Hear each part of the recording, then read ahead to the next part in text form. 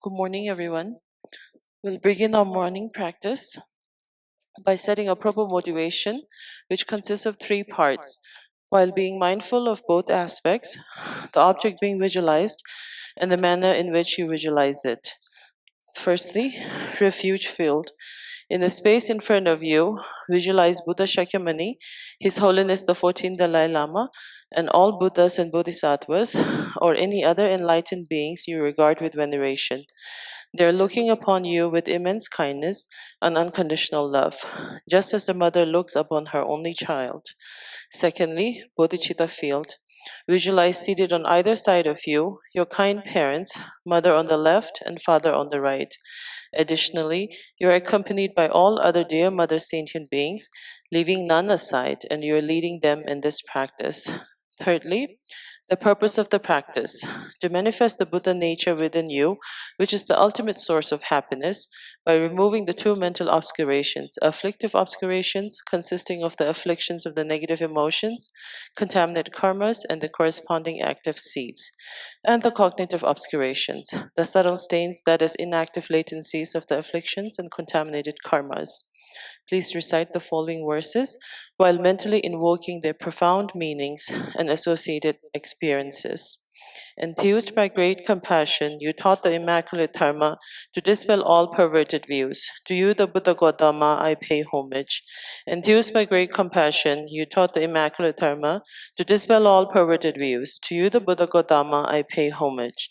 Enthused by great compassion, you taught the Immaculate Dharma to dispel all perverted views. To you, the Buddha Gautama, I pay homage. Sangye chedan sogi chonam la chanju pardo dane gyapso che dagi chinso gebe chonam ki dola penche sangye dubar sho.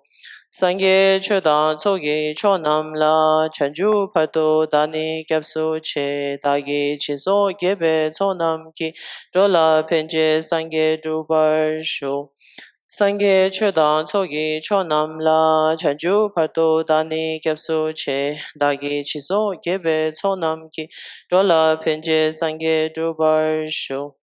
I go for refuge until I'm enlightened to the Buddha, the Dharma, and the Sangha. By my accumulations of the practice of giving and so forth, may I become a Buddha to benefit all sentient beings. I go for refuge until I'm enlightened to the Buddha, the Dharma, and the Sangha.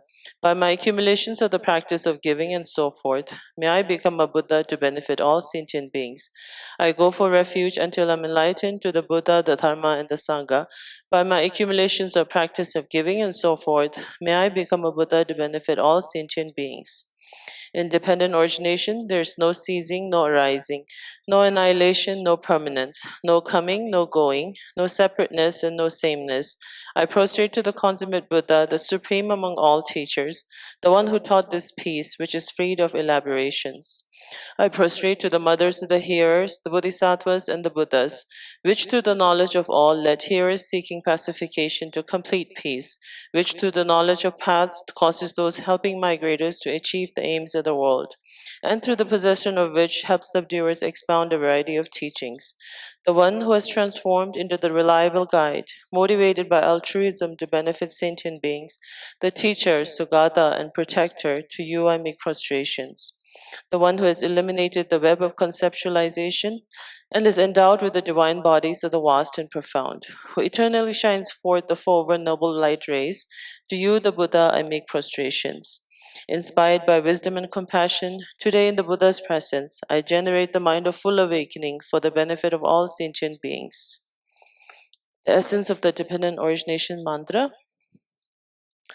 Om ye dharma hetu prabhava hetam tesham tathagato havadat tesham chayo nirodha evam vadi mahashramanaye swaha. Om ye dharma hetu prabhava hetam tesham tathagato havadat Tesham chayo nirodha evam vadi mahashramanaye swaha. Om ye dharma hetu prabhavat hetam tesham tathagato havatat tesham chayo nirodha evam vadi mahashramanaye swaha. Meaning of the Tindranyingma mantra. All phenomena arises from causes. The causes are taught by the Tathagata. The cessation of the causes as well is taught by the great seer. Profound, peaceful, elaboration-free, clear light and non-composite. Such is the nectar-like dharma I have discovered. Finding no one to fathom this teaching, in silence I'll retire into the woods. Beyond utterance, thought, and expression is the perfection of wisdom, which is unborn, unceased, and has the nature of space. It is the object of apprehension of self-realized wisdom. To you, the mother Buddhas of the three times, I pay obeisance. The four seals of Buddha's teaching. All composite things are impermanent. All contaminated things are of nature of suffering. All phenomena are of the nature of emptiness and selflessness. Transcending sorrow is peace. The Guru is the Buddha, the Guru is the Dharma, likewise the Guru is the Sangha. The Guru is the source of everything wholesome. I go for refuge in the Guru. By the sound of the vibrant drum of Dharma, you liberate all beings of miseries. I beseech you to kindly remain and give teachings until the end of the expanse of billions of eons. The Buddha does not wash the negativities of beings, nor does he remove their miseries by his hands. His spiritual realizations are not transferred to them. It is by the teaching of the truth of suchness that beings are liberated. With folded hands, I beseech the Buddhas of all directions to shine the light of Dharma for all bewildered in misery's gloom. Instructions on parting from the four attachments. If you are attached to this life, you are not a spiritual practitioner. If you are attached to the samsara, you have no renunciation. If you are attached to your own self-interest, you have no bodhicitta. If there is grasping, you do not have the view. Please turn to page 14. Praise to Shakyamuni Buddha. To the founder, the endowed transcendent destroyer, the one gone beyond, the four-destroyer, the completely perfected, fully awakened being, perfect in knowledge and good conduct, Sugata, knower of the world, supreme guide of human beings to be tamed, teacher of gods and human beings, to you the completely and fully awakened one, the endowed transcendent destroyer, the glorious conqueror, the subduer from the Shakya clan, I prostrate, make offerings, and go for refuge. When, O Supreme amongst humans, you were born on this earth, you paced out 7 strides and then said, I am supreme in this world. To you who are wise then I prostrate. With pure bodies, formed supremely pure, wisdom ocean like a golden mountain, fame that blazes in the 3 worlds, winner of the best, Lord, to you I prostrate. With a supreme science, face like a spotless moon, color like gold, to you I prostrate. Thus free like you, the 3 worlds are not, incomparable wise one, to you I prostrate. The Savior having great compassion, the Founder having all understanding, the field of merit with qualities like a vast ocean, to you the Tathagata I prostrate. The purity that frees one from attachment, the virtue that frees one from the lower realms, with the one path, sublime pure reality, to the Dharma that pacifies I prostrate. Those who are liberated and also show the path to liberation, the holy field qualified with realizations, who are devoted to the moral precepts, to you the Sangha I prostrate.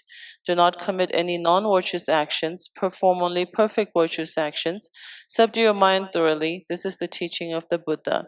A star, a visual aberration, a flame of lamp, an illusion, a drop of dew, or a bubble, a dream, a flash of lightning, a cloud, see conditioned things as such. Through these merits may sentient beings attain the rank of all-seeing, subdue the 4 falls, and be delivered from samsara's ocean, perturbed by waves of aging, sickness, and death. Page 29, please.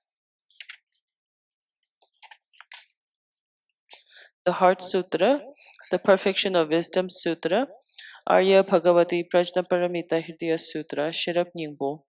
I prostrate to the Arya triple gem. Thus did I hear at one time the Buddha was dwelling on the Mass of Vultures mountain in Rajgriha, together with the great community of monks and the great community of bodhisattvas. At that time, the Buddha was absorbed in a concentration of the categories of phenomena called profound illumination. Also at that time, the Bodhisattva Mahasattva Arya Avalokiteshvara looked upon the very practice of the profound illumination of wisdom and beheld those five aggregates also as empty of inherent nature. Then, through the power of the Buddha, the Venerable Shariputra said this to the Bodhisattva Mahasattva Aryalokiteshvara: how should any child of lineage who wishes to practice the activity of profound perfection of wisdom train? He said that, and the Bodhisattva Mahasattva Aryalokiteshvara said this to the Venerable Sharidvaitaputra: Shariputra, any son of lineage or daughter of lineage who wishes to practice the activity of the profound perfection of wisdom should look upon it like this, correctly and repeatedly beholding those five aggregates as also as empty of inherent nature. Form is empty, emptiness is form, emptiness is not other than form, form is also not other than emptiness. In the same way, feeling, discrimination, compositional factors, and consciousness are empty. Shariputra, likewise, all phenomena are empty, without characteristic, unproduced, unceased, stainless, not without stain, not deficient, not fulfilled. Shariputra, therefore, in emptiness, there is no form, no feeling, no discrimination, no compositional factors, no consciousness, no eye, no ear, no nose, no tongue, no body, no mind, no visual form, no sound, no smell, no taste, no object of touch, and no phenomena. There's no element, and so on up to and including no mind element and no mental consciousness element. There's no ignorance, no extinction of ignorance, and so on up to and including no aging and death and no extinction of aging and death. Similarly, there's no suffering, origination, cessation, and path. There's no exalted wisdom, no attainment, and also no non-attainment. Shariputra, therefore, because there is no attainment, Bodhisattva rely on and dwell in the perfections of the wisdom, the mind without obscuration and thus without fear. Having completely passed beyond error, they reach the end point of nirvana.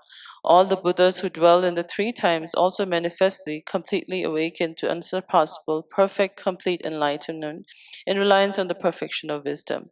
Therefore, the mantra of perfection of wisdom, the mantra of great knowledge, the unsurpassed mantra, the mantra equal to the unequaled, the mantra that thoroughly pacifies all suffering, should be known as truth since it is not false. The mantra of the perfection wisdom is declared: Tyata Om Gate Gate Para Gate Para Samgate Bodhi Swaha. Shariputra and the Bodhisattva Mahasattva should train in the profound perfection of wisdom like that. Then the Buddha arose from that concentration and commended the Bodhisattva Mahasattva Aryalokiteshvara, saying, well said, son of lineage. It is like that, it is like that. One should practice the profound perfection of wisdom just as you have indicated, even the Tathagatas rejoice. The Buddhas having thus spoken, the Venerable Sharidvaitaputra to the Bodhisattva Mahasattva Aryalokiteshvara, those surrounding in the entirety, along with the world of gods, humans, asuras, and gandharvas, were overjoyed and highly praised that spoken by the Buddha. We'll recite the mantra 7 times. Tyatha Om Gate Gate Paragate Parasam Gate Bodhi Swaha Tyatha Om Gate Gate Paragate Parasam Gate Bodhi Swaha Tyatha Om Gate Gate Paragate Parasam Gate Bodhi Swaha Tyatha Om Gate Gate Paragate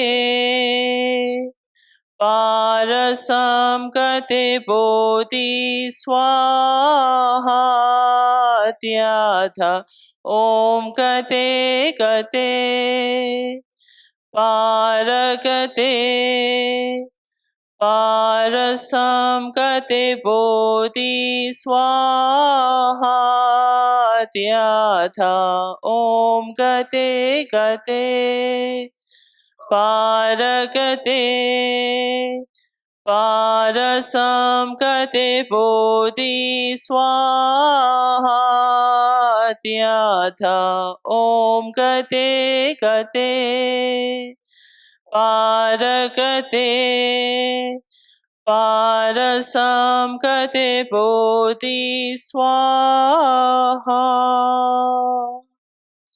By the teachings of the three supreme jewels possessing the power of truth, may inner and outer hindrances be transformed. May they be dispelled, may they be non-existent, may they be pacified, may all negative forces opposed to dharma be completely pacified. May the host of 80,000 obstacles be pacified. May we be separated from problems and conditions harmful to the dharma. May all enjoyments be in accord with the dharma. May auspiciousness, perfect happiness pervade this place now. Please turn to page 35. 8 verses for training the mind. Lojong Sige Ma by Geshe Langri Thangba. With a determination to achieve the highest aim for the benefit of all sentient beings, which surpasses even the wish-fulfilling gem, may I hold them dear at all times. Whenever I interact with someone, may I view myself as the lowest amongst all, and from the very depths of my heart, respectfully hold others as superior. In all my deeds, may I probe into my mind, and as soon as mental and emotional afflictions arise, as they endanger myself and others, may I strongly confront them and avert them. When I see beings of unpleasant character and those oppressed by strong negativity and suffering, may I hold them dear, for they are rare to find, as if I have discovered a jewel treasure. When others out of jealousy treat me wrongly with abuse, slander, and scorn, may I take upon myself the defeat and offer the others victory. When someone whom I've helped or in whom I've placed great hopes mistreats me in extremely hurtful ways, may I regard him still as my precious teacher. In brief, may I offer benefit and joy to all my mothers, both directly and indirectly. May I quietly take upon myself all hurts and pains of my mothers. May all this remain undefiled by the stains of the 8 mundane concerns, and may I, recognizing all things as illusions, devoid of clinging, be released from the bondage.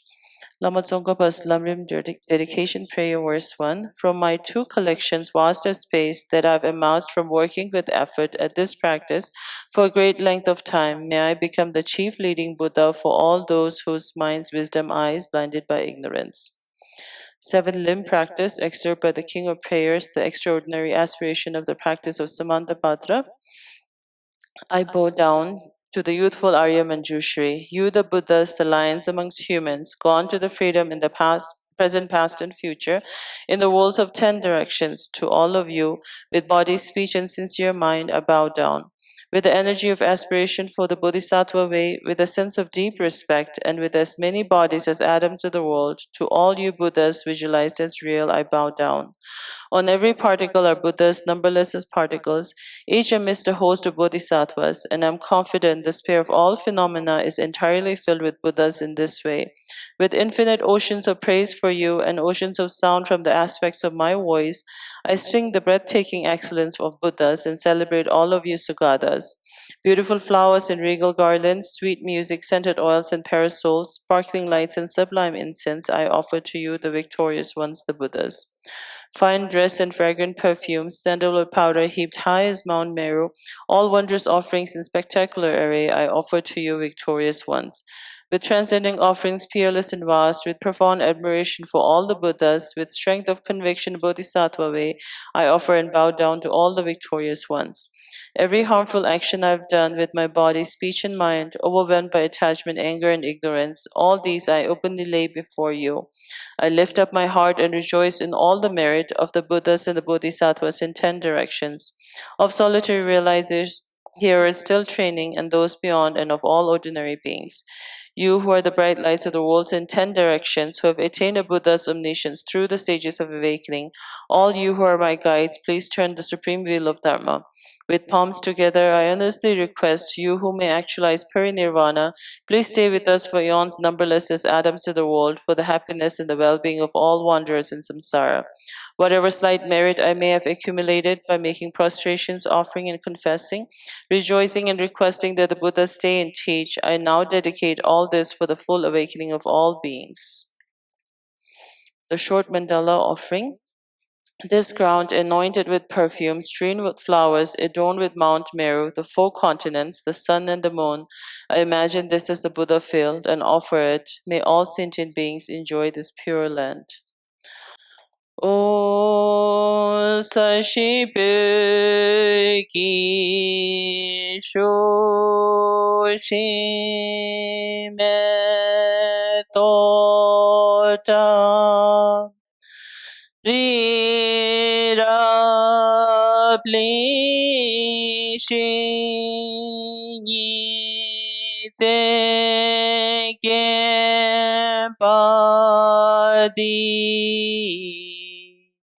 Sangye Shing Tu Mikte Pu Wai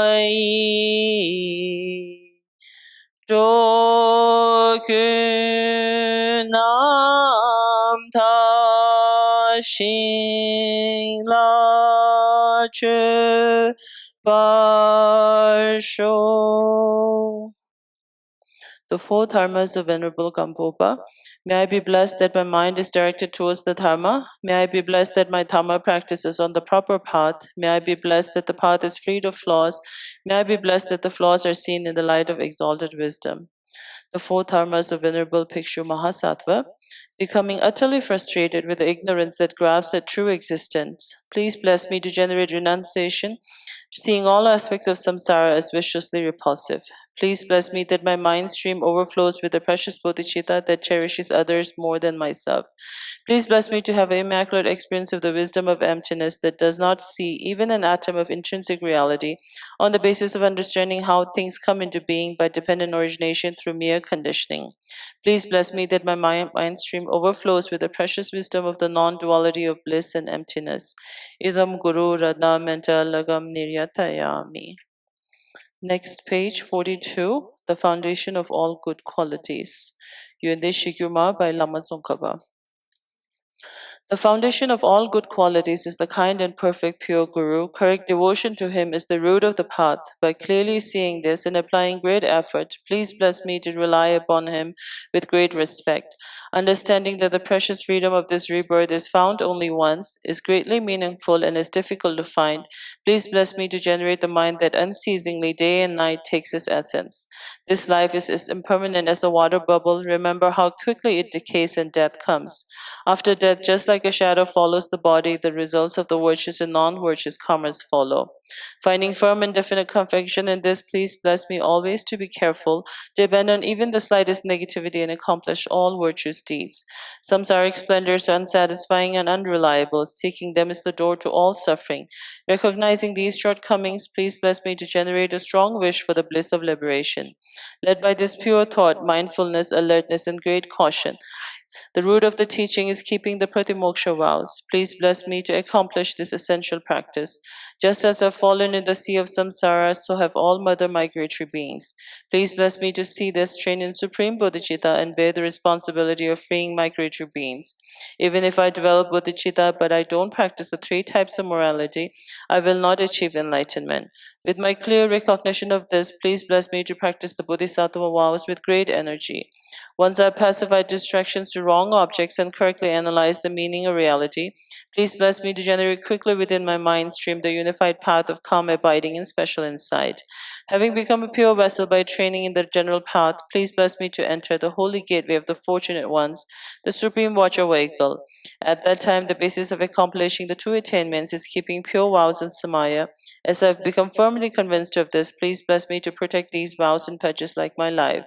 Then, having realized realize the importance of the two stages, the essence of Vajrayana, by practicing with great energy, never giving up the 4 sessions. Please bless me to realize the teachings of the Holy Guru. Like that, may the Gurus who show the noble path and the spiritual friends who practice it have long lives. Please bless me to pacify completely all outer and inner hindrances. In all my lives, never separated from the perfect Gurus, may I enjoy the magnificent Dharma. By completing the qualities of the sages and path, may I quickly attain the stage of Vajradhara. Mixima mantra. Mi me se ve te che re si ti me ke pe wang po jang be yang kan jen ke pe zu ke zong ka ba lo san tak pe shab la so wa de mi me se ve te che re si ti me ke pe wang po jang be yang kan jen ke pe zu ke zong ka ba lo san tak pe shab la so wa de mi me se ve te che re si ti me ke pe wang po jang be yang kan jen ke pe zu ke zong ka ba lo san tak pe shab la so wa de. Meaning of the mantra: You are Avalokiteshvara, great treasure of non-referential compassion, and Manjushri, master of flawless wisdom, as well as Vajrapani, destroyer of hordes of demons without exception. Tsongkhapa, crown jewel of the sages of land of snow, Slosan Thakpa, at your feet I make prostrations. Okay, the next is generating the Madhu Consummate Yoga in Tibetan, Tamje Nenjo Ki Semkeba. So Tamje Nenjo, Tamje is the consummate, complete. Neljo is the yoga, Semkeba is generating the mind of consummate yoga, meaning that the complete practice. What constitutes complete practice? In a loose sense. In a loose sense is the two wings of the bird to cross ocean samsara. One is the wing of wisdom, another the wing of compassion. And for the wing of wisdom, technically speaking, the highest level that we can talk of, which can take us to full Buddhahood, complete awakening of your Buddha nature, is the Mahayana Arya beings' wisdom, which directly realizes the emptiness. So that guarantees that all the mental defilements, both afflictive and cognitive, are going to be eradicated. But for that, we require tremendously powerful motivation, and that is the motivation and the energy. That is the bodhicitta, compassion, and the highest level of which is compassion. So, but these two things. Whereas the bodhicitta, as somebody said, I think the Adira. So how Adira put it yesterday was that the bodhicitta grounded in compassion, and this compassion must rest on renunciation. So we have bodhicitta and compassion combined together, rest on the renunciation, wisdom and emptiness. And to stabilize all these practices, we require the shamatha meditation. So this is the known as the generating the mind of consummate yoga. So with this mind, first we will do the shamatha meditation. As a part of that, little bit of physical exercise, breathing exercise, breathing meditation for shamatha meditation. Okay, ready?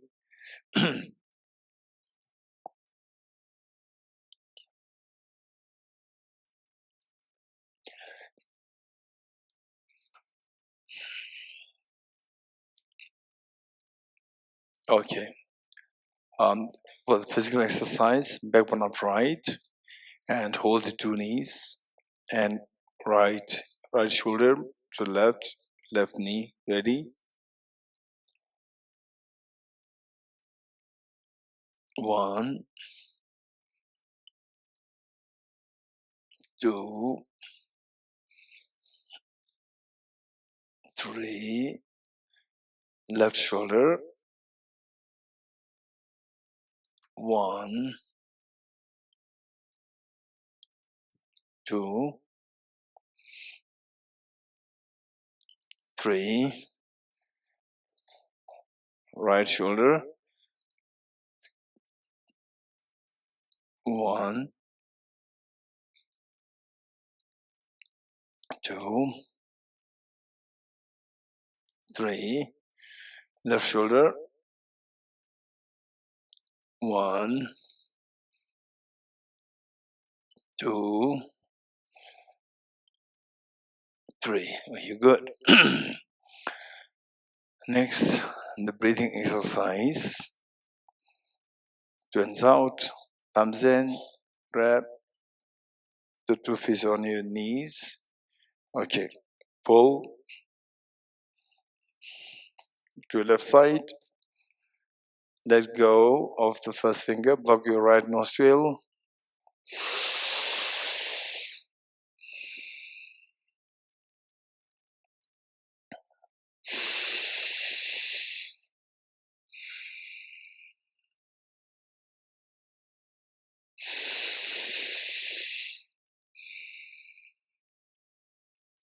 Again, pull to your right side, block your left nostril.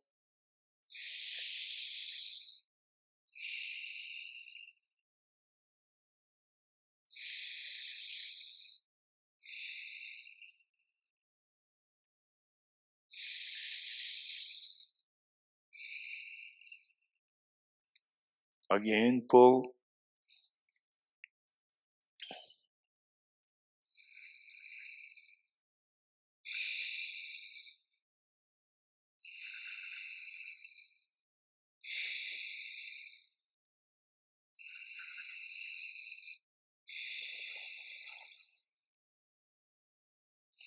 Okay, one more set.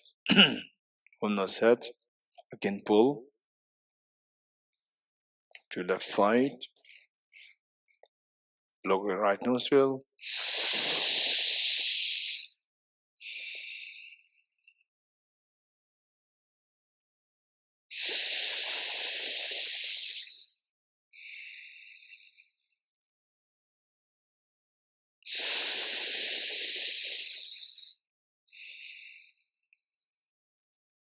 Pull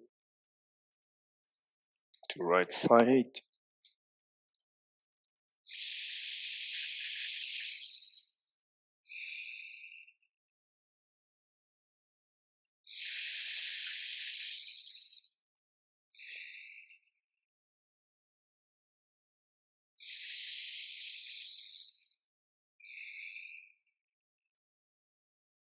Pull.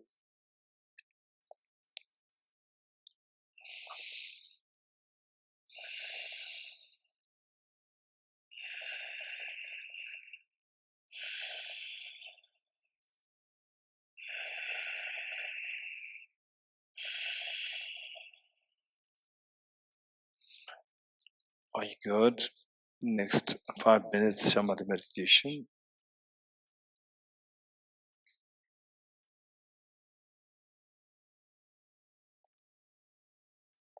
Are you ready?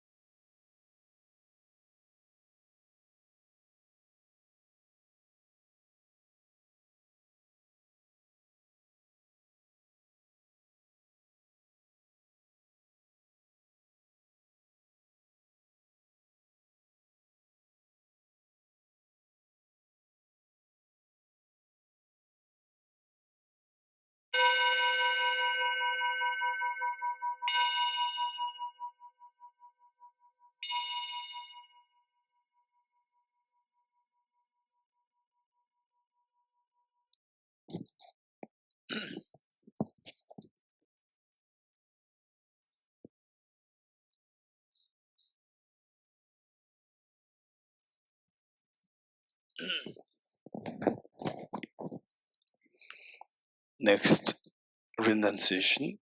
For renunciation, there are various methods by which to meditate on this.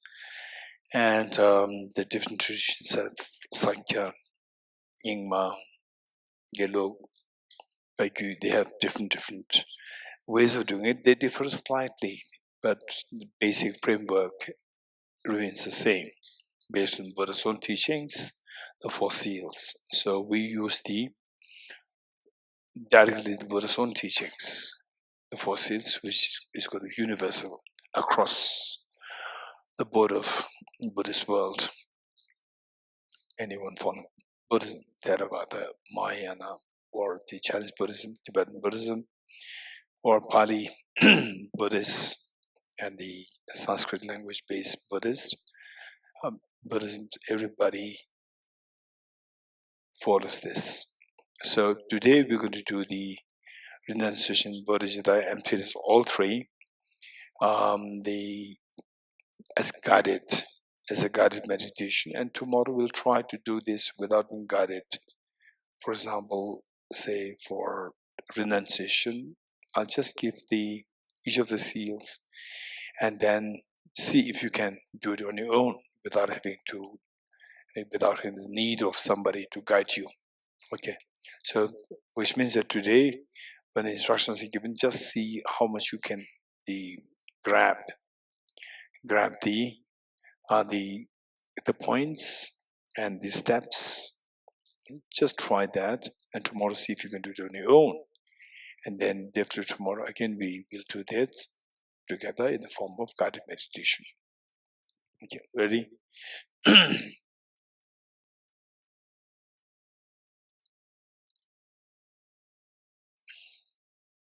You got to do it smart, so that tomorrow he doesn't have to remember all things. Okay.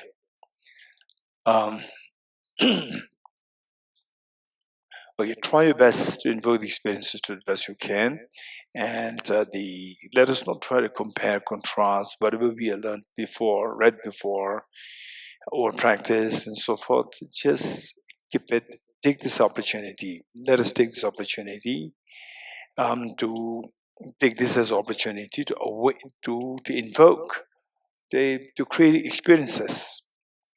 And if you want to correlate, yes, you can. Not now, later.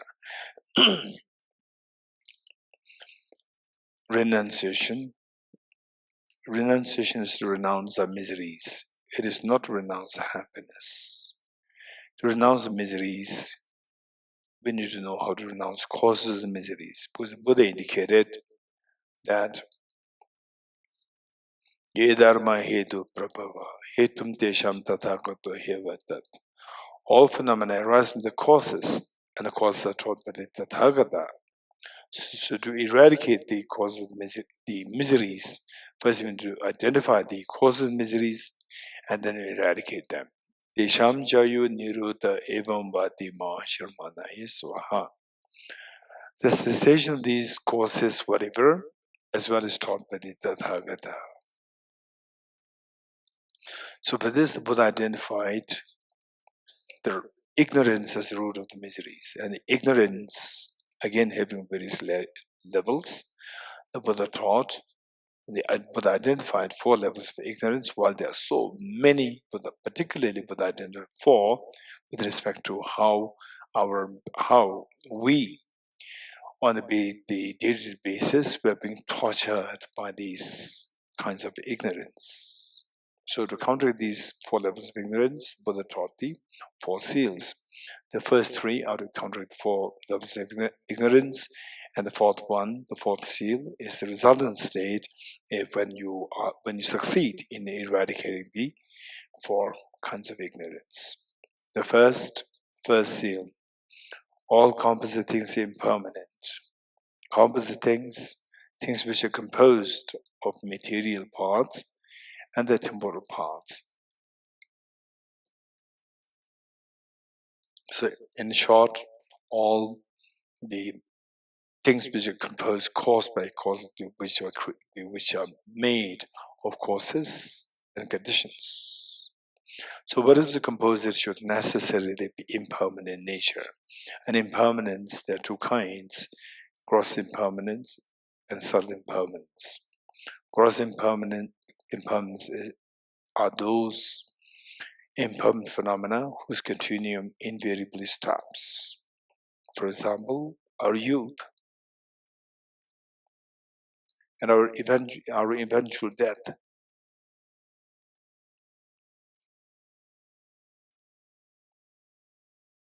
The beautiful days that we spent, beautiful times that we had together with the family members, and so forth. Beautiful, the moments where we had cheesecakes, momos, and so forth. Beautiful birthday celebrations, singing songs, and so forth. They're all gone.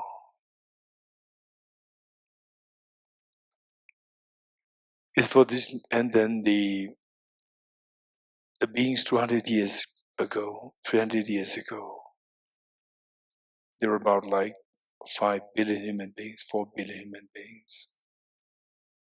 And they were children. They're young children, as young as you are, and some elders, older than you. And these children, they all had their own expectations of their life, careers. And the parents likewise have the expectations from the children that they should do this, do that, and so forth.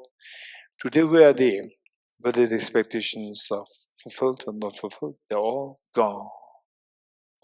It's not that we are fortunate and they are unfortunate. No, it's a matter of time. That one day, 100 years, 150 years down the line in the future, not even a single person out of the 8 billion human beings will survive then. That's a fact. So this is reality. Whether our expectations, whatever, say you're chasing after money, you're chasing after wealth, you're chasing after whatever, power and so forth. Within the span of 200, 300, within the span of 30, 40 years, all will become so meaningless, just memories. And within 200 years, even a single person today out of 8 billion will not survive then. That's absolute reality, that's truth. It's for this reason that the Buddha indicated that whatever gathers will be dispersed. Whatever is accumulated gets exhausted, and whoever is born will die. This is the summary of our life. This is some of our biography. Yes. So those wise people, realizing these facts as the seals, they look for things which are more meaningful in the long run. So this is gross impermanence. So important for us to contemplate on the gross impermanence and look at the fortresses, old fortresses, the ruins of the fortresses. Just imagine, it's not built like this. It was built so elegantly, majestically standing that somebody is living there, somebody were living there, kings, queens, and so forth. And those days, commoners, they even did not dare to go close by. The guards were protecting this. So elegant. Now where these? Even the past kings whose bodies were buried with so much mummified, buried with so much respect, reverence. They cannot even get the opportunity to have the audience, to have the glance of this. And today, archaeologists just play with these bones. Oh, what is this? Whose bone is this? No respect, no reverence. Is impermanence. So, keeping this in mind, the gross impermanence whose continuum terminates should necessarily be marked by the subtler changes, which is known as subtle impermanence, which is momentariness involved in all the impermanent phenomena. It's not that all impermanent phenomena are subtle impermanence, but all impermanent phenomena has subtle impermanence. For example, I have hands, I'm not hands. Likewise, all impermanent phenomena should necessarily be marked by subtle impermanence. What is subtle impermanence? Momentary change, the momentariness, the momentary change that you see around, that is subtle impermanence. The change that you see over the span of 100 years, or the change that you've witnessed the last 10 years, 20 years, 30 years. And sometimes we can see huge trees. You can't imagine that this tree has taken just within 10 years, they grew like this. No, impossible. Once when I was in Israel, I saw a huge cactus tree, so dusty. 100 years it was like this, and growing so on such a minutest level, but within a span of 100 years, 200 years, it grew to such a huge size. Looking at it, a tinge of fear given me. This is a power of impermanence. A day will come, just as this tree witnessed the last 200 years. This tree will witness my death also. Wow, it's amazing. You can see that this lived the last 10, 120 years, 100, 200 years.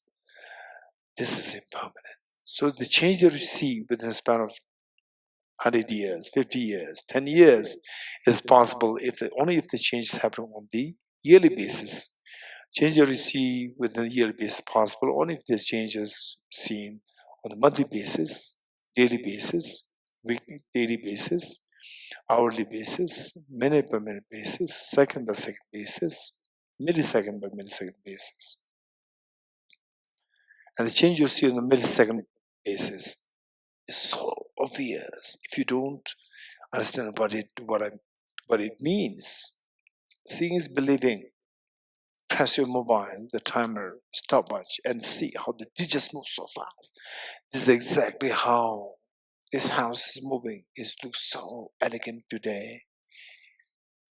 His Holiness the Dalai Lama, in one of the teachings, giving teaching in the main temple in Dharamsala, said, when teaching about impermanence, indicated that even this space, the building from which the teaching is given, one day is going to become ruins. And people may have vague memories that, oh, this was a place from where, long time ago, the 14th Dalai Lama gave teachings. Yes, this is the impermanence. And this impermanence is all because of the subtle impermanence involved. The change that happens on the yearly basis, monthly basis, weekly basis, daily basis, hourly, minute by minute, second to second, millisecond by millisecond. So those changes happen only possible only if the changes, subtle changes happen.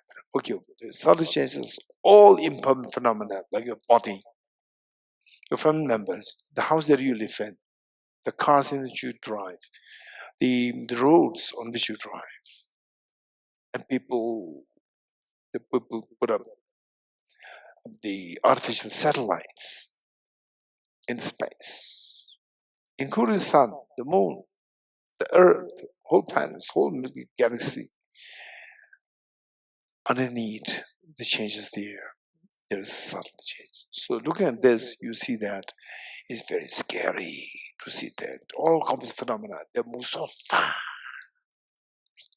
It's good that sometimes we sit for retreats on this. All composite things are impermanent and all contaminant things are of nature. Just these two things.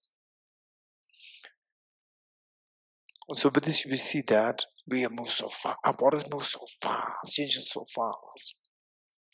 It is so like somebody, a very strong person, picks you unknown person, picks you up and thrown in very fast moving train. What is that like? So much fear. Why? Faster the train moves, the more the fear. Why? We don't know where this train is taking us. If, imagine, And by the way, who decides where this train is taking us? The driver, train driver. And if the train driver is your mother, of course it'll take us to the picnic spot. But if the train driver is a terrorist or in hands of terrorists, will no doubt take us to the slaughterhouse.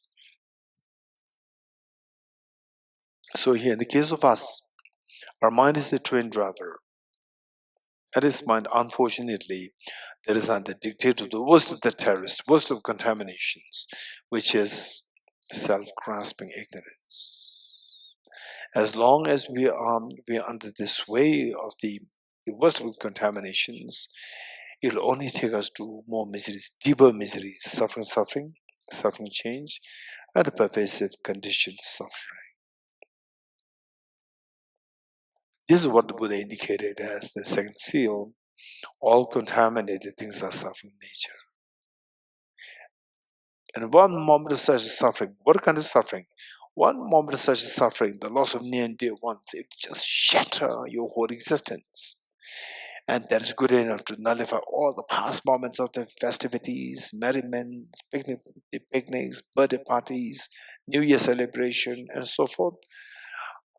And for somebody who goes through such a tragedy, anybody celebrating it, rejoicing, celebrating, and the birthday parties and so forth, in the eyes of those people who go through these tragedies, will see them as so hollow, meaningless, and grim.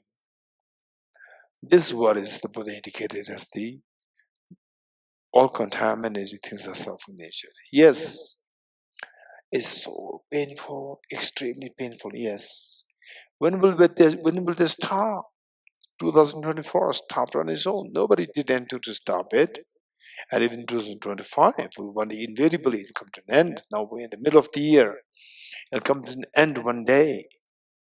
We don't do anything. It stops on their own. Likewise, these miseries, when will they stop? They will never stop on their own. They will never stop on their own, because impermanence, while we see this in the form of gross and subtle, there are another way of classifying this impermanent phenomena whose continuum invariably stops. Second, impermanent phenomena whose continuum never stops, like your mind, the time, and so forth. And the third, impermanent phenomena whose continuum will stop only if you put concerted effort. Till that point, it'll just keep going. Like our miseries, our tears of samsara, the tears of the pain of samsara, the tears of the pains of the loss of near and dear ones. And they will never stop on their own. Only if you put effort, correct effort, then we can expect that these pains can stop completely. Okay, what can we do to stop this? What kind of effort is required? Check the root cause of the miseries. The Buddha indicated the ignorance, and particularly the self-grasping ignorance. The way Nagarjuna explained what the Buddha taught, that ignorance of varying levels. So we have to ultimately we have to cut the ignorance, which is the ignorance grasping at things as objectively real, not like a dream, as objectively real. How can we remove that? So ignorance, given that this is like darkness, only through the light the darkness can be eradicated. Likewise, it is only through the light of the wisdom that the darkness of ignorance can be eradicated. What kind of wisdom is required? But in the first place, wisdom is defined as a discerning mind whose apprehension of the object tallies with the reality. What's the reality? Reality, what the Buddha indicated as the third seal, everything is in nature, emptiness and selflessness. Okay, today people they meditate on the emptiness of the, let's say, emptiness of the flower. And then you can also, later you can shift it to emptiness of the cheesecake, emptiness of the person who you love so much, and so forth. Okay, so today we'll do the meditation on the emptiness of the flower. Just imagine an extremely beautiful flower in front of you. Okay, how does the flower appear to you? So beautiful. And what is your mind? What is your mental reaction? Yes, it's pulled by the flower. And what makes this flower to mind to people but flower? Because it's so beautiful. And where is this beautiful flower? Projected by your mind like a dream, or so objectified, so solidified there on the object? Of course, so solidified there on the object, so objectified there on the object. Okay, this belief is self-grasping ignorance.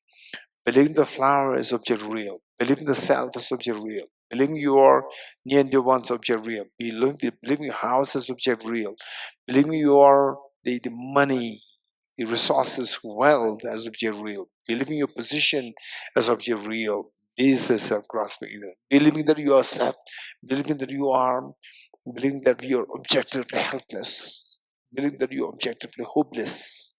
So these are all self-grasping ignorance. These are all mistaken. These are not true. Okay, how do I know that this flower does not exist objectively that the way it appears to me? Remember what I read in Arjuna taught in Precious Garland.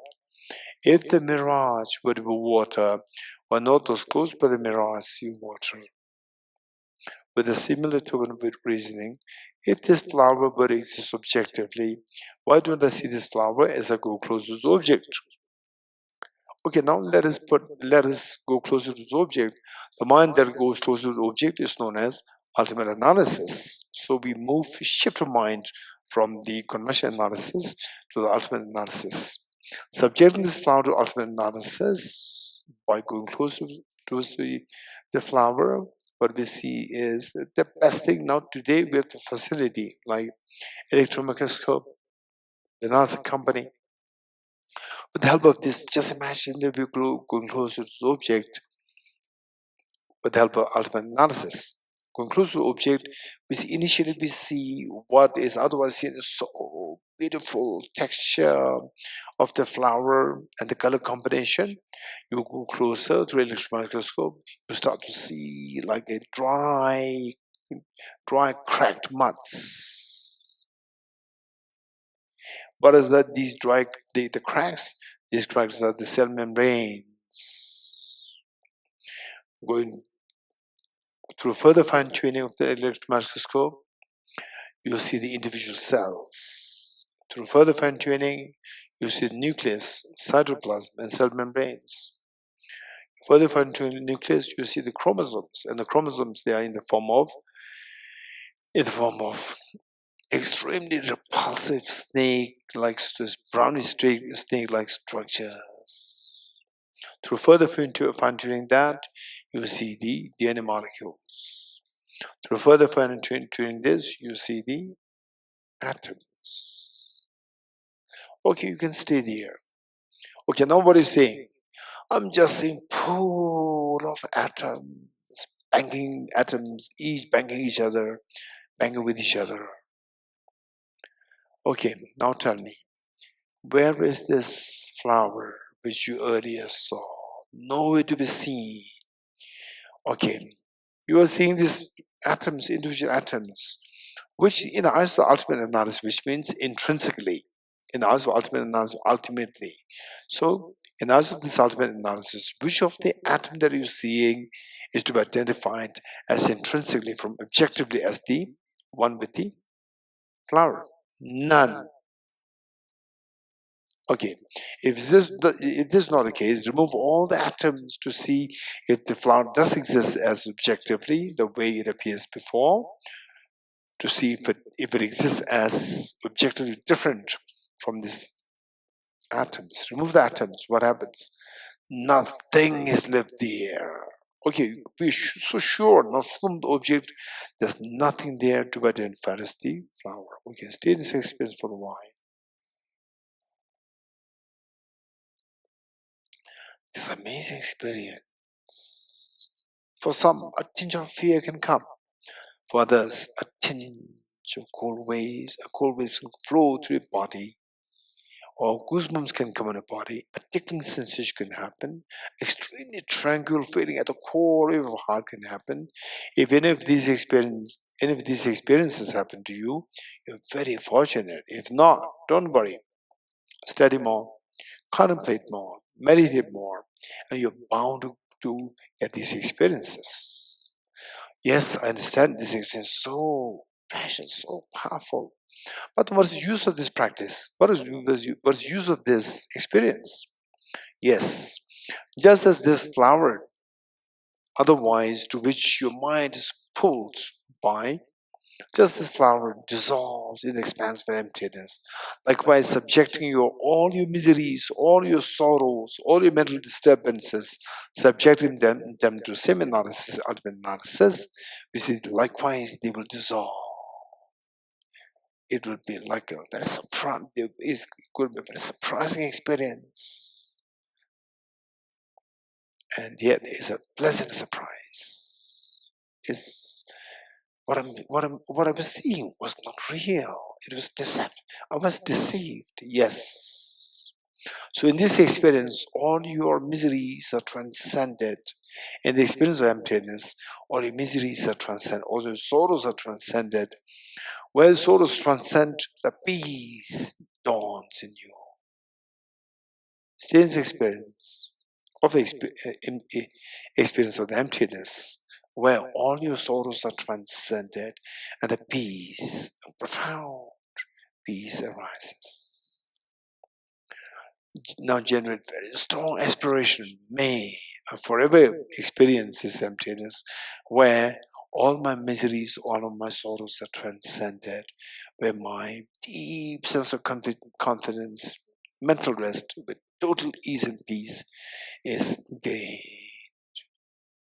This is known as the spirit of renunciation, the true meaning of renunciation, subtlest meaning of renunciation. Okay, slowly come out of the practice to move to the Bodhicitta practice. Slowly come out.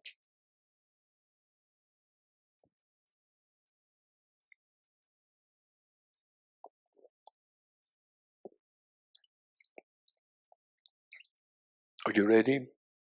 Bodhicitta. Okay, as indicated before, for Bodhicitta, when you're on your own, the best thing is to try to use these two methods. The sevenfold cause-effect.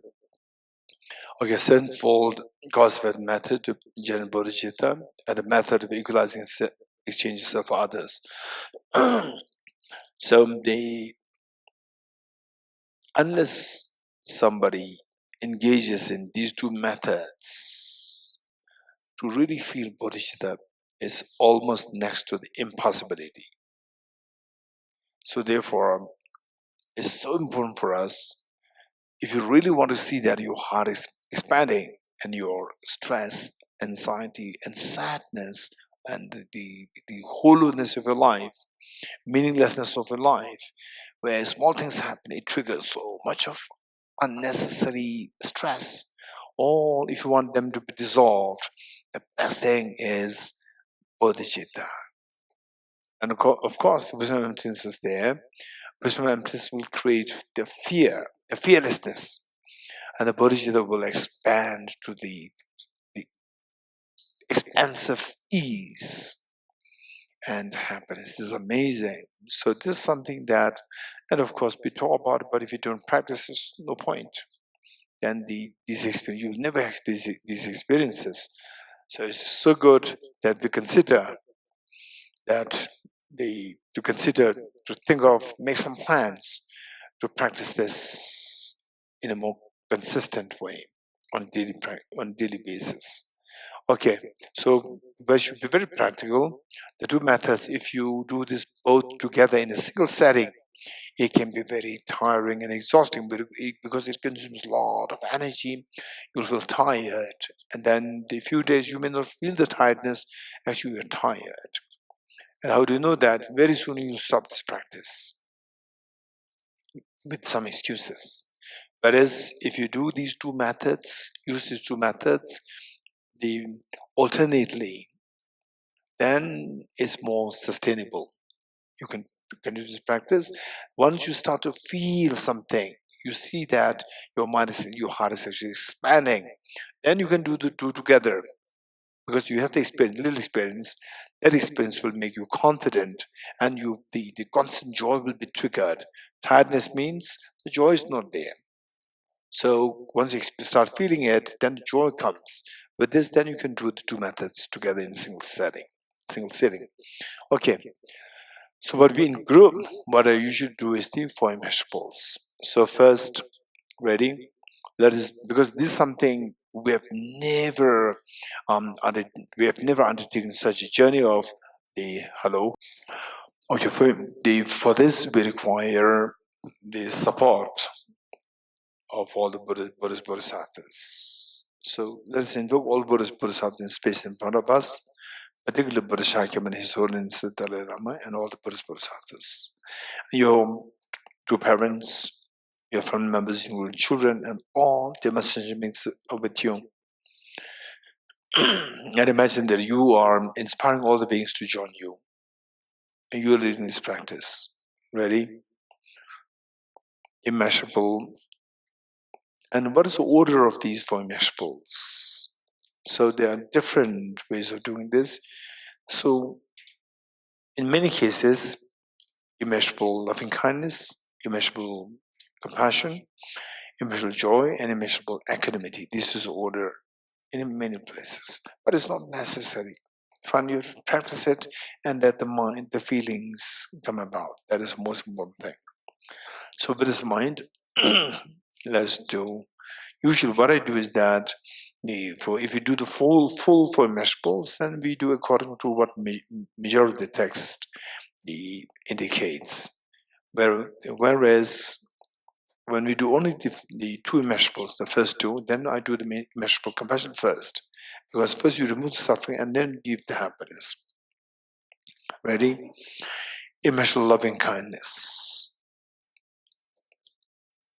How good would it be that all my dear mother sentient beings are endowed with happiness and the causes of happiness. The causes of happiness primarily consisting of the most fearless mind of the wisdom of emptiness and the most appealing mind of the bodhicitta. May all my dear mother sentient beings have happiness and cause happiness. I will take the responsibility that all my dear mother sentient beings are endowed with happiness and the cause of happiness. The Buddhas and Bodhisattvas, witnessing their making such courageous commitment, they're intense happy that the mother, after all these many years of raising children, with so much hardship, today, the little girl, the little daughter, just age 5, age 12, or the son, age 11, two of them come to the mother, inform the mother, "Mother, please take rest. You have done everything for us for all these many years. You have given such a boundless compassion, love, affection, embrace. Now we are grown up. We'll take care of all our siblings, and we'll also take care of your mom. Take care of you, mom." The mother couldn't believe her eyes and ears. She's so happy. The tears of joy comes. This is exactly what is happening to all Buddhist Bodhisattvas. So the incredible joy and happiness, the pride the Buddhist Bodhisattvas feel, invoke their compassionate minds to send for nectars of soothing lights to in all their sentient beings. The mere touch of lights and nectars with the Buddhist brings yours, washes up all the miseries, instills in all happiness and the cause of happiness within you and all the sentient beings. The mere touch of lights and nectars with the Buddhist brings yours, instills happiness in everyone, and that you witnessing what is happening, you are so happy. Take 3 deep breaths, sigh with relief.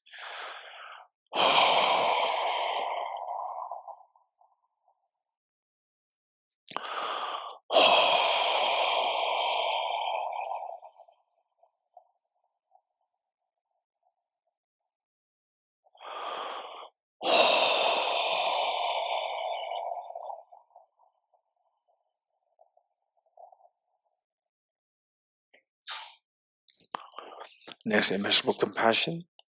How good would it be that all my dear sentient beings are freed from the suffering and the cause of suffering, Cause of suffering primarily consisting of self-grasping, ignorance, and self-centered attitude. May all my dear mother sentient beings be freed from suffering and the cause of suffering. I will take the responsibility that all my dear mother sentient beings are freed from suffering and the cause of suffering. The Buddha's Bodhisattva is witnessing that you're making such a gracious commitment, the intense happiness brought you. This pride and happiness invoke their compassionate minds to send forth nectar very soothing lights towards you and all the sentient beings. The mere touch of lights and nectars with the body speaks yours. Frees the beings from the bias, frees the beings and washes away all the miseries and cause of miseries from the beings and yourself. And you witnessing what is happening to all of the sentient beings, you are intensely happy. Take 3 deep breaths, sound the relief.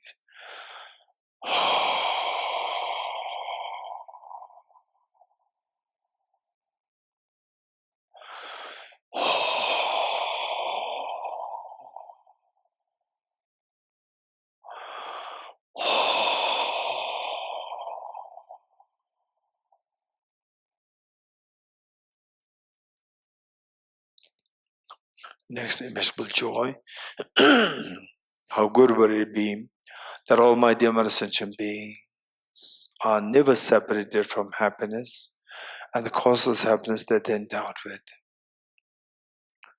May all my dear mother sentient beings never be separated from happiness and the causeless happiness that they're endowed with. I will take the responsibility that all my dear mother sentient beings are never separated from happiness and the causes happiness that they're endowed with. The Buddha's Bodhisattva is witnessing that you make such a courageous commitment like the mother. They feel extremely proud and happy. This happiness and pride that they feel invoke the compassionate minds to send forth nectars of soothing lights towards you and all the sentient beings. The mere touch of lights and nectars with the bodies beings yours stabilizes the happiness and causes happiness the beings endowed with. And you witnessing such a miracle is happening to all our different sentient beings. You're intense happy. Take 3 deep breaths, sigh with relief.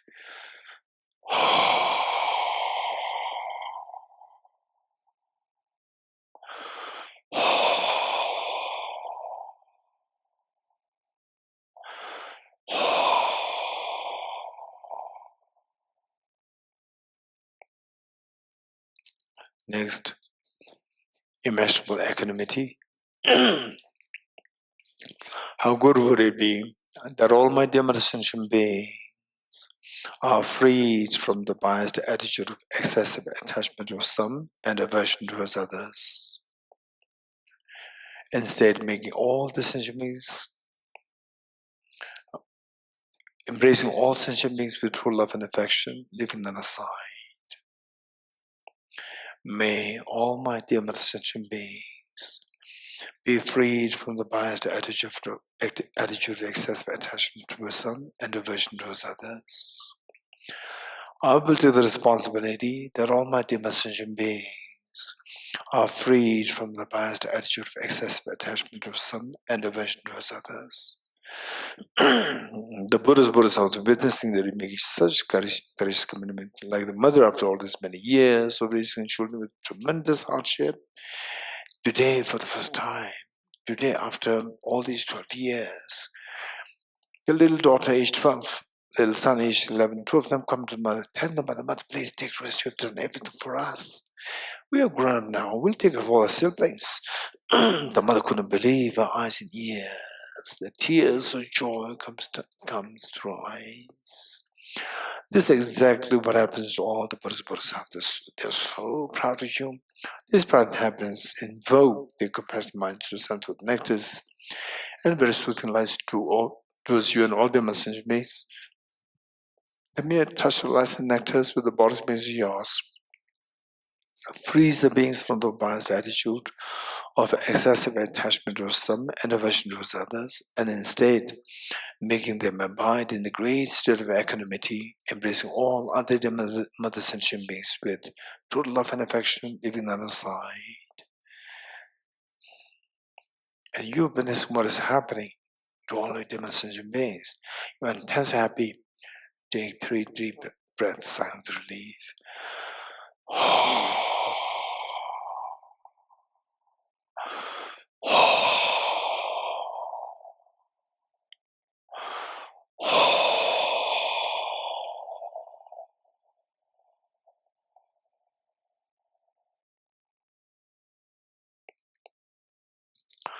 Underscoring all the four immeasurables is unconditional love. Just abiding this incredibly beautiful mind of compassion, incredibly beautiful mind of love and affection towards all the beings. This is the seed for your awakening of the Buddha nature. This is the seed of seed which will germinate into the most beautiful mind of bodhicitta, which in turn will be the factor to awaken your Buddha nature, to make you experience total fearless and with infinite happiness, and sharing this wisdom with all the beings. Abiding this experience for a while. Imagine that you look in the eyes of each sentient beings with total sense of assurance, given the assurance with total love and affection, to the extent that each one of them feels themselves so special in your eyes. With folded hands, let us make a Bodhicitta commitment 3 times together. May I become Buddha for the benefit of all my dear mother sentient beings. May I become Buddha for the benefit of all my dear mother sentient beings. May I become Buddha for the benefit of all my dear mother sentient beings. Abundance experience the unconditional love of the Bodhicitta, which is the most beautiful mind in this whole universe. Slowly transform this beautiful mind of Bodhicitta into a spotlessly clean white white moon disk, horizontally sitting at the heart. Okay, it's amazing that you made such courageous commitment to become Buddha for the benefit of all sentient beings. But remember that no matter how much you squeeze a handful of sand, no oil comes out. Yes, I know that. I'm not like I'm not like a handful of sand. Inside, I'm like a handful of sunflower seeds, squeezing which oil does come out. I have the Buddha nature within me. Yes. But if you have Buddha nature, how come that since time immemorial till today that this Buddha nature is not awakened? Yes, you are right. I'm totally deceived by the 2 demons, self-grasping, ignorant, self-centered, till today. And I've been thinking that these are the best of my friends, give me support whenever I feel weak. But today I'm disillusioned by that. They're actually coming the facade of my friends, in actuality bringing to destruction of my peace of mind all the time. I'm disillusioned. I'm never going to be deceived by these 2 anymore. What are you going to do? I'm going to do everything to exterminate these 2 demons. What are you going to do to exterminate these 2 demons? By introducing a very powerful remedy. What is that remedy? The remedy is the non-dual wisdom of the Arya minor practitioners, rather realizing the wisdom of the emptiness. Okay, what is that like? Okay, let us quickly retrieve the emptiness experience of the flower. Think of the flower. How does it appear? Objectively or subjectively? Of course, so objectified. Nothing to do with my mind, nothing to do with subjective, as so objective. This belief is self-grasping ignorance. This is root of miseries. How do you know that this is invalid mind? This is deceptive mind. How do you know that? Yes, To value this, remember what Arjuna taught. If the mirage were to be water, why not those close by the mirage see water? With a similar tone reasoning, if this flower were to exist objectively, why don't I see this flower as I go close to its object? So that mind which go close to its object is known as ultimate analysis. So we subject this flower to ultimate analysis, you end up seeing the cells, then the nucleus, then the chromosomes, then the DNA molecules, then the atoms stay there. Okay, what are you seeing now? A pool of atoms. So which in ISO ultimate analysis, which of the atoms is that beautiful flower which appeared before? None. Then remove all the atoms. Where is this flower objectively there? None. Now from the OP, where's the flower? None. I'm sure of that. Yes, I'm 100% sure of that. To my amazement, this is what I'm discovering. Okay, stay in this experience for a while. Slowly transform this, the most fearless part of the emptiness, part of the wisdom of emptiness, into a spotlessly clean, thumb-sized white Vajra, vertically sitting on the Bodhicitta of your heart.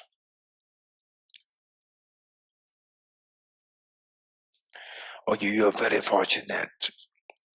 If the moon is symbolic of Paramahansa Bodhicitta, Vajra is symbolic of the ultimate Bodhicitta. This is the blaze of the non-dual Bodhicittas. This will guarantee that all the afflictive obscurations and cognitive obscurations will be eradicated. Okay, remember that your two parents are suffering, that your family members can be children, and all the beings here in Ladakh, human beings, animals, insects, hardwoods, cottonwoods, spirits, and all beings in your own country, in the entire world, in the entire Milky Way galaxy, in the big oceans, in the massive forests, wilderness, in the Milky Way galaxy, in the entire universe, they're suffering. Yes. So but this mind generates very strong compassion towards all the sentient beings. And this compassion invokes the Vajramuni to heart to multiply infinite number of times.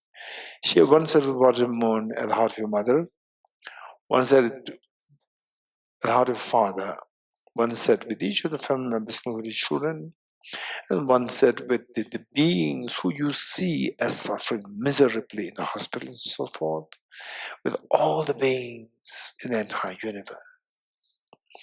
Amazing, you have been so generous, so kind. Now everybody has a share of the Vajramuni.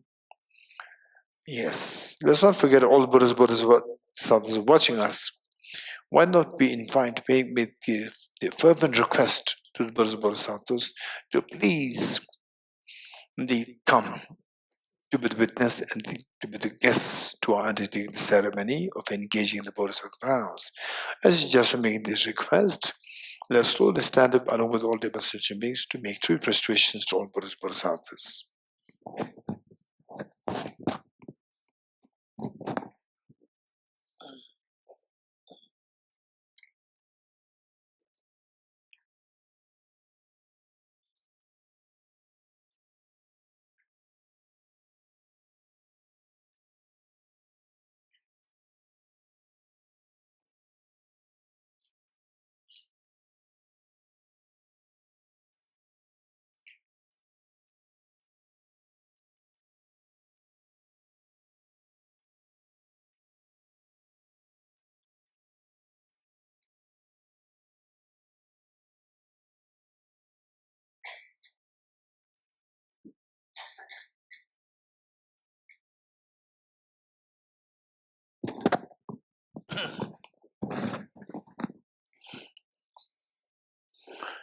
Okay, see if you can sit on the right knees.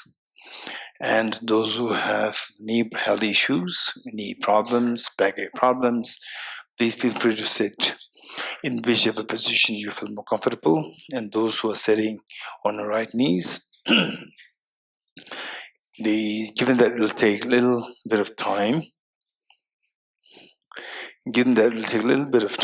just see that when it starts to pain, then you sit most comfortably. Okay, let us turn to page 50. Okay, we have the handout.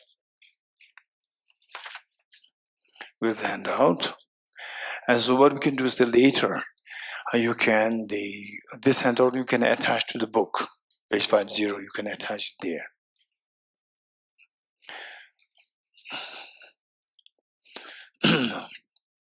Okay, ready?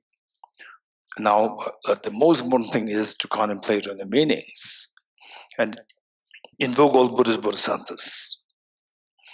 And they come, as you requested, they are there. It's a matter of our karma. Since we don't have the karma to have the direct vision of the Buddhist Bodhisattvas, otherwise in actuality, yes, they are here with us. And also visualize your two parents, all of them members, children, and all their mothers and siblings be with you. And imagine that this is the first time in your life making a public appearance. You as a little girl or little boy, just age 4 or 5, making public appearance on behalf of your school. And your parents that day, whatever they are extremely loving, caring, to the extent that whatever they have to do that day, they leave everything behind to join you as in the audience, waving their hands to you, saying that we're here, we're so proud of you. This is exactly what all Buddhist are doing today. And you, as a very responsible little girl, little boy, you bring with you, along with you, all the siblings with you. This is exactly what you're doing. You bring all the sentiments with you today. So with this mind, wholeheartedly, let us recite the 4 verses by contemplating on the meanings as much as possible. I go for refuge to the triple gem. I confess the negativities individually. I rejoice in the virtues of all the beings. I hold the precious Buddha in my heart. I go for refuge until I'm enlightened to the Buddha, the Dharma, the Supreme Sangha. I generate the mind of Bodhicitta to restore the accomplish aims of others myself. Having generated the mind of Supreme Enlightenment, I invite all sentient beings to be my guests, and I shall engage in the delightful and excellent practices of full enlightenment. May I become Buddha to benefit all sentient beings. I go for refuge to the triple gem. I confess the negativities individually. I rejoice in the virtues of all the beings. I hold the precious Buddha in my heart.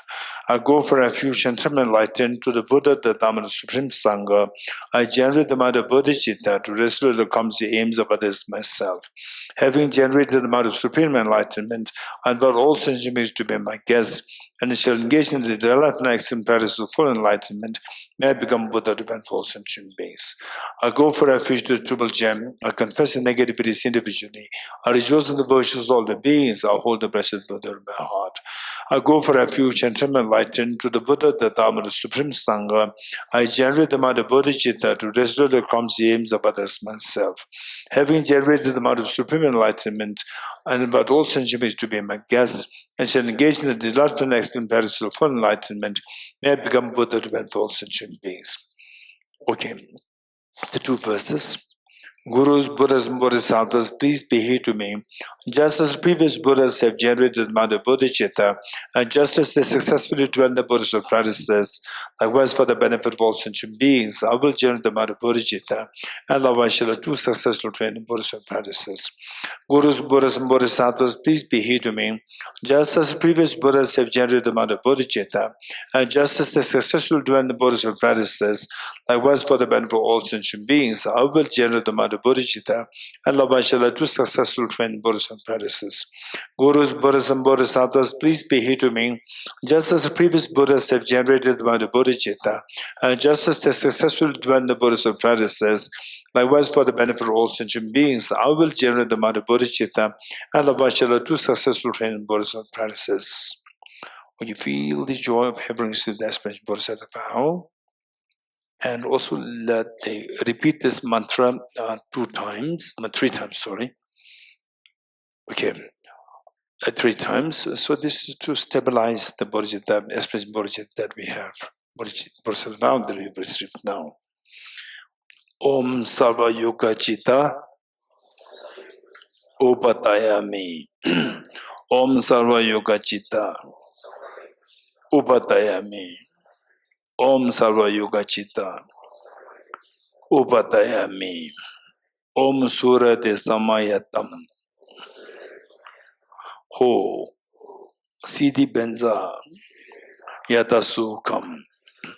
Om Surate Samayatam Ho Siddhi Benza Yata Sukham. Om Surate Samayatam Ho Siddhi Benza Yata Sukham. Okay, just feel the joy of having received this Bodhisattva vow. This is the seed for us to awaken the hidden treasure within us, so that we experience fearlessness, infinite happiness, and share this with all the sentient beings who are otherwise suffering due to self-grasping ignorance and self-centered attitude. And the Buddhist Bodhisattvas, they're so happy. Just imagine your mother, after all these many years of receiving complaint from the school principal, and today again the school principal comes escorted by other teachers, and the mother is so apprehensive. Again, what kind of complaint? This time the school principal says, no, we came here to congratulate you. What for? That your little daughter and little son, two of them are appointed as best students of the school for this year. The mother could not believe what is happening today. This is exactly what is happening today to all Buddhist Bodhisattvas. All this innumerable times since in the immemorial, since primordially, Buddhist Bodhisattvas, they only wish that we stay away from the negativities so that we don't have to experience any pains, any miseries. On the contrary, we always chase after the cause of miseries. They thereby continue to suffer the miseries. And Buddhist Bodhisattvas, all these innumerable times, they only wish you embrace the virtues to have the maximum happiness to be experienced for ourselves. On the contrary, we damage our virtues, we destroy virtues as though like you are destroying your own enemies. Thereby we remain so deprived of the misery, the happiness all the time. And today what you did is something so different, which truly makes the day for all Buddhist Bodhisattvas. All Buddhist, they're so happy and proud for you. That the mother, so this present happiness all Buddhist Bodhisattvas feel, invoke the Vajramoon at their hearts to multiply infinite number of times. Like rain shower, these replicas, innumerable replicas of Vajramoon, they descend and merge with the one that you visualize your heart. Thereby become non-dual, stabilized, and blessed. Likewise, the Buddhist Bodhisattvas, the Vajramoon from all the innumerable Vajramoon from Buddhist Bodhisattvas, like rain shower, they descend to merge with the one that visualize the heart of your two parents, your children, your family members, and all the beings in Ladakh, human beings, animals, insects, hunter-ghosts, god and goddess spirits, and in India, in your own country, in the entire world, in the entire universe. Now, everyone, all the replicas of Vajramoon, they descend to merge with the one that we visualize the heart of all these beings, thereby become non-dual, stabilized, and blessed. It's amazing. This is the best way by which to repay the kindness of your parents of this life and of the past lives. And today you did it. And of all the offerings, the best offering is the offering of compassion. This is what the Buddha indicated. One moment of practice of compassion far excels the gifts of the whole universe filled with gems, golds, diamonds, silver, and so on, offered to all Bodhisattvas. If this were to be the case, what a mention of our having taken the aspiration Bodhisattva today, and today you made the best of the offerings that you can think of to all Buddhist Bodhisattvas. It's amazing. And with your life, this is the greatest meaning. And today you have given such a meaning to life. And all these amazing wonders are happening because of the blessings of the three jewels of the Buddhist Bodhisattvas. As a gesture of thanking them, let us again stand up to me, along with all the emergent beings, to make 3 prostrations to all Buddhas, Bodhisattvas.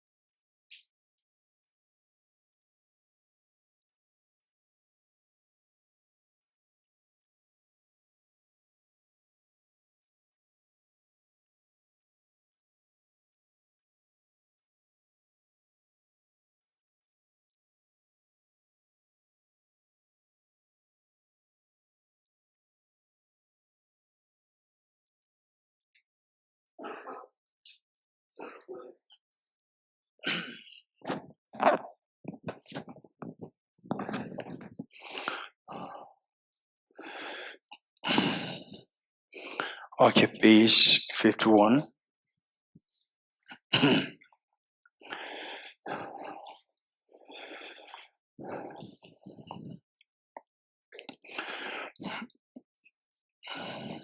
A gesture to connect us with this practice in future lifetimes as well. Wholeheartedly, let's say 3 times together. Throughout my future lifetimes, may I always be guided by the compassion Buddha and be able to uphold the true precious Bodhicitta safe in the course of my life. Throughout my future lifetimes, may I always be guided by the compassion Buddha and be able to uphold the true precious Bodhicitta safe in the course of my life. Throughout my future lifetimes, may I always be even in the course of my life. In order to further increase this bodhicitta from now on, those with discernment who have lucidly seized and awakened mind of bodhicitta in this way should highly praise in the following manner. Today my life has been borne fruit, having but obtained this human existence. I've been born in the family of the Buddha and now am one of Buddha's children. Thus, whatever actions I do from now on must be in accord with the family. Never shall it disgrace or pollute this noble and unsullied race. Just like a blind man discovering a jewel in a heap of rubbish, likewise by some coincidence an awakened mind has been born within me. It is the supreme medicine that overcomes the sovereignty of death. It's the inexhaustible treasure that eliminates all poverty in the world. It's the supreme medicine that quells the world's disease. It's a tree that shelters all beings wandering entitled to the path of conditioned existence.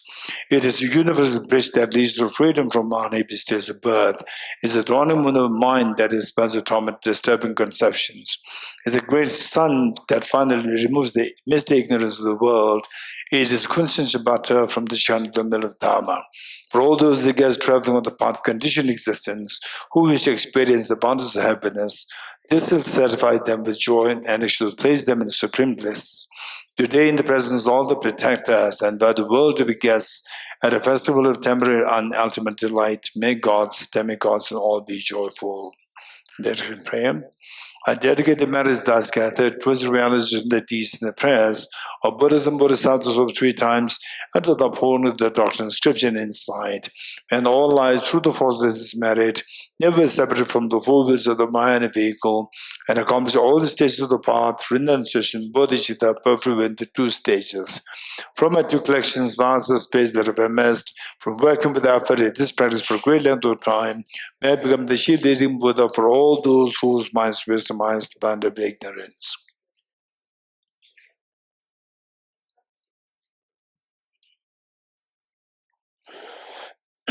Buddha Shakyamuni praise.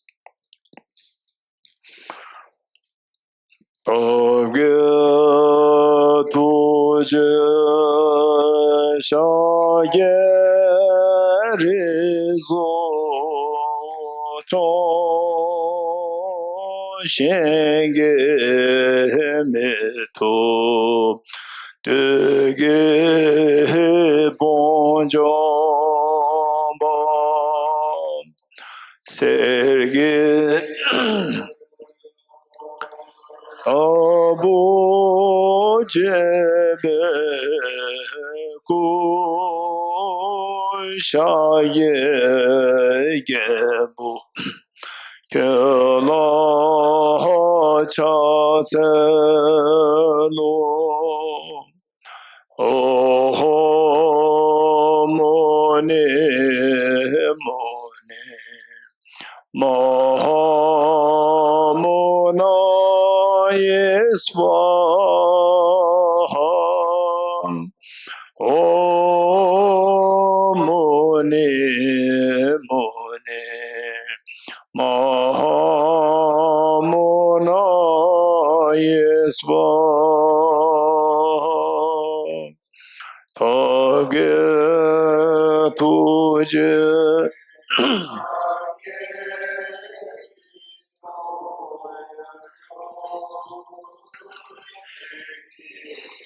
Mithum Dige Bonjamba Serge Lumbo Tabo Jebe Ku Shage Yebo Kelo Hello, oh, Mone, Mone, Mahamona Yeswaha, oh, Mone, Mone, Mahamona Yeswaha Tavge Tuje Shaye Riso Chon Shenge Meto Tuge Bonjamba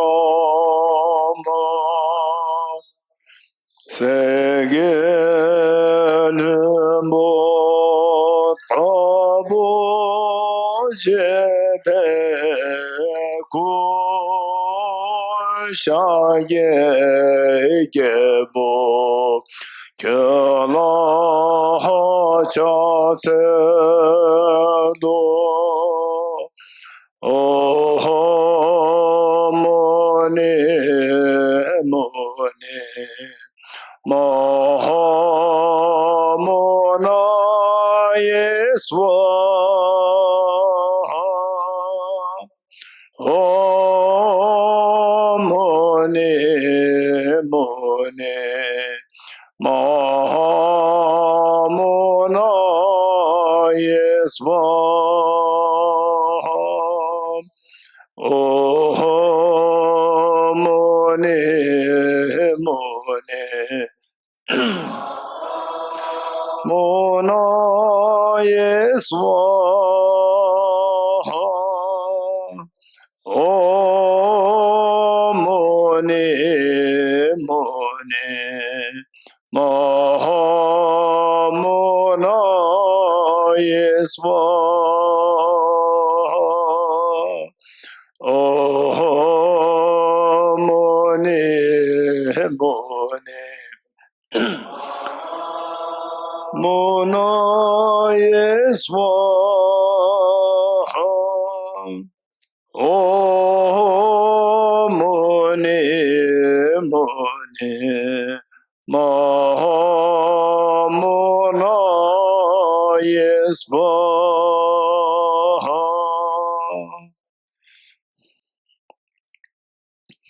Three persistence together.